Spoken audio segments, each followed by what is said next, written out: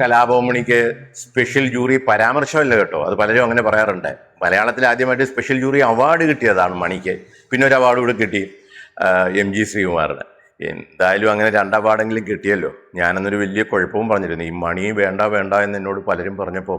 അതായത് മറ്റൊന്നും കൊണ്ടല്ല, എൻ്റെ കൊച്ചു കൊച്ചു കോമഡി ചിത്രങ്ങൾ ഇങ്ങനെ ആർട്ടിസ്റ്റുകളൊന്നും വലുതായിട്ടില്ലാതെ എല്ലാം വിജയിക്കുന്ന സമയത്ത് നിനക്ക് ഇങ്ങനെ പോയൊരു നിൻ്റെ ഒരു കരിയറിൽ ദോഷം ചെയ്യില്ലെന്ന് എന്നോട് പറഞ്ഞ എന്നോട് ഇഷ്ടമുള്ള സുഹൃത്തുക്കൾ ധാരാളം ഉണ്ട്. പക്ഷെ എനിക്കെന്തോ ഒരു വാശി. ഞാൻ പറഞ്ഞു, ഇവൻ്റെ ഈ പെർഫോമൻസിൽ മാത്രം ഈ ചിത്രം നിൽക്കും.